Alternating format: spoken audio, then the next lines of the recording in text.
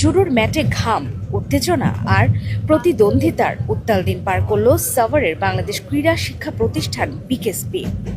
দ্বিতীয় BKSP cup judo কাতা championship 2026-এর আসরে লড়াইয়ের মাঠ হয়ে উঠেছিল রণক্ষেত্র। সূর্যোদয়ের সাথে সাথেই বিকেএসপির মহাপরিচালক ব্রিগেডিয়ার জেনারেল মোহাম্মদ সাইফুল্লাহর হাত ধরে যখন প্রতিযোগিতার শুরু হয়, এরপর চলে ধুন্ধুমার লড়াই। প্রতিযোগিতার প্রতিটি চাল আর প্রতিপক্ষের চোখ রাঙানি বুঝিয়ে দিচ্ছিল বিজয় মুকুট সহজে কারো হাতে ধরা দেবে না।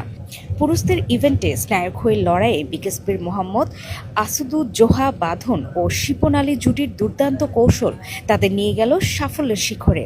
অন্যদিকে শাহিন আহমেদ ও সুদীপ্ত রায় মমর জুটি রানার্স আপ হয়ে জানান দিলেন তারা লড়াইয়ে পিছিয়ে ছিলেন না খুব একটা।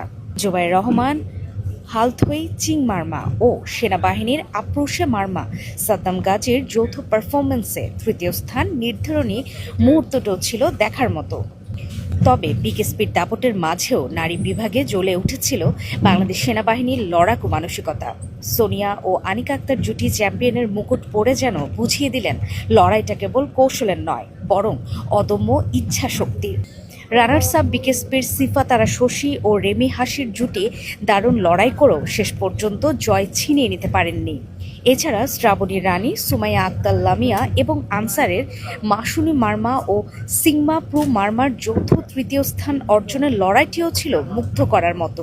দিনভর ঘাম ঝরানো এই আসরে 60 জন জুডোকার গর্জন আর পদচারণায় মুখরিত ছিল বিকেএসপি। অনুষ্ঠানের শেষ ভাগে মহাপরিচালক ব্রিগেডিয়ার জেনারেল মোহাম্মদ সাইফুল্লাহ বিজয়ীদের হাতে পুরস্কার তুলে দেন।